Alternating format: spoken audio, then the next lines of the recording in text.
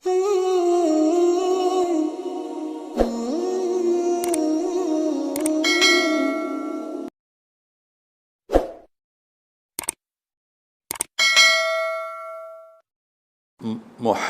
الرسول اللہ، سورہ فتح اللہ نے یوں ایک آیت محمد الرسول اللہ والذین معہ، یہاں محمد اللہ کے رسول ہیں، یہ دعویٰ ہے، کہ یہ میرے رسول ہیں۔ تو پوچھنے والا پوچھتا ہے کہ اس کی دلیل کیا ہے؟ تو اللہ کہتا ہے اس کے ساتھیوں کو دیکھ لو، ایسے ساتھی صرف نبی کے ہوتے ہیں اور کسی کے نہیں ہوتے۔ والذین معہ، معیت بہت بڑا شرف ہے۔ اور وہ کیسے ہیں؟ اشداء علی الکفار ہیں، رحماء بینہم ہیں۔ وہ کیسے ہیں؟ تراہم رکعا سجدا، کوئی سجدوں میں گڑ گڑا رہا، کوئی رکوع میں گڑ گڑا رہا۔ اور اخلاص ایک باریک چیز ہے جس کو موت سے پہلے ہم دعویٰ نہیں کر سکتے کہ میں جو کچھ کر رہا ہوں اخلاص سے کر رہا ہوں، لیکن وہ اتنے اللہ کے قریب ہوئے کہ اللہ نے ان کے اخلاص کی خود گواہی دی، یبتغون فضلا من اللہ ورضوانا۔ میں صرف قرآن سے صحابہ کو بتا رہا ہوں۔ تتجافى جنوبهم عن المضاجع يدعون ربهم خوفا وطمعا، میرے نبی کے ساتھ چلنے والے صحابہ کیسے ہیں؟ راتوں کو اٹھ اٹھ کے روتے ہیں، بستروں سے جدا رہتے ہیں۔ کیسے ہیں؟ كانوا قليلا من الليل ما يهجعون، رات کو بہت تھوڑا سوتے ہیں۔ وبالاسحار هم يستغفرون، اور پھر سحری کے وقت توبہ استغفار کرتے ہیں۔ یہ کیسے ہیں؟ یؤثرون علی انفسهم ولو کان بهم خصاصہ، خود بھوکے رہ کر یہ اوروں کو کھانا کھلاتے ہیں۔ یہ کیسے ہیں؟ لقد رضی اللہ عن المؤمنین اذ یبایعونک تحت الشجرہ فعلم ما فی قلوبہم۔ یہ کیسے ہیں؟ یہ قرآن صرف بتا رہا ہے کہ صحابہ، آخری بات درجہ بندی کی، لا یستوی منکم من انفق من قبل الفتح وقاتل، میرے محبوب آپ کے صحابہ کی دو ہیں جماعتیں، ایک وہ ہیں جو فتح مکہ سے پہلے ایمان لائے، اور ایک وہ ہیں جو فتح مکہ اور اس سے آخر تک ایمان لائے۔ یہ جو بعد والے ہیں نا، یہ پہلے والوں کے برابر نہیں ہو سکتے، اللہ نے فرق مراتب رکھا ہے۔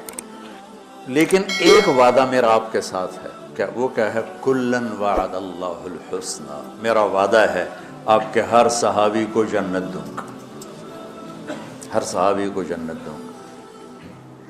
اور یہ پہلی جماعت ہے جن کی حمایت میں قرآن اترتا تھا۔ اور ایک عجیب ہے کہ ایک لفظ قرآن کا، ایک لفظ، ایک آیت اتری، لا یستوی القاعدون من المؤمنین والمجاہدون فی سبیل اللہ۔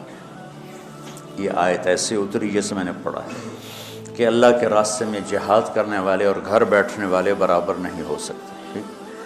عبداللہ بن ام مکتوم نابینا صحابی ہیں، انہوں نے جب آیت سنی کہا یا اللہ یہ کیا کیا؟ وہ میں انا محتاج، میں کتوں جا کے جہاد کرنا ہے، میرے لیے تو گنجائش دے۔ سبحان اللہ، یہ کیسے لوگ تھے؟ جبریل دوڑے آئے اور وہی کیا لائے؟ ایک لفظ، صرف ایک لفظ کہ یا رسول اللہ، اللہ فرما رہے ہیں کہ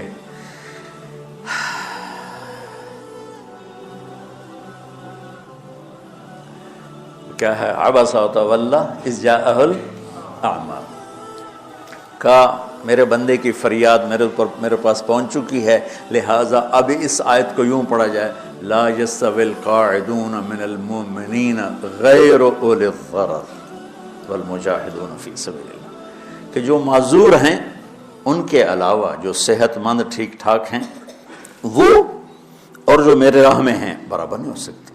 تو عبداللہ بن ام مکتوم کی فریاد پر قرآن کا ایک لفظ ہے، اور خولہ کی فریاد پر آیات بارش کے قطروں کی طرح، قد سمع اللہ قول التی تجادلک فی زوجها وتشتکی الی اللہ واللہ یسمع تحاورکما ان اللہ سمیع بصیر الذین یظاہرون منکم من نسائهم ما ہن امہاتهم ان امہاتهم الا اللہ ولدنهم وانہم لیقولون منکرا من القول وزورا یہ پھر آگے بھی چلتی ہیں. ایک دیہاتی عورت کی فریاد نے عرش ہلا دیا اور قرآن اترا. یہ لوگ تھوڑا اور سنا دو تاکہ آپ کو خولا کا پتہ چلے. خولا کیا چیز ہے؟ انصاری عورت ہے، ہاں محلے کی ایک عورت ہے. خامن نے غصے میں طلاق دے دی.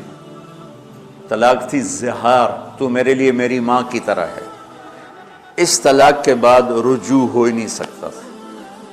3 طلاق میں تو رجوع ہو جاتا نا کہ کسی اور جگہ شادی ہو جائے، وہاں سے طلاق ہو جائے، واپسی ہو. لیکن اس میں رجوع ایسا ہی ہے شیخ، ایسا ہی ہے.